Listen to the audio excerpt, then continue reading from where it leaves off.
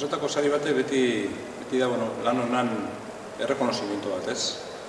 Saiatzen gara, egunerokotasunean, alde batetik bestetik ekintzak, plangintzak, zehazten eta ekintza burutzen. Eta sari batek lan honari errekonozimentu bat ematen dio. Parte hartzian datza, ez? Proiektuak, herritarren artean, enpresen artean, erakundeen artean, partekatzeko asko dakago. Bide honetik guazela, zela geldi, entiak kontuta binitzen duela, proiektuak onak diala, emaitzak onak izaten nahi diala, eta azken finean labur bilduta lan honari errekonozimentu moduan hartu bio olako sari bat ez.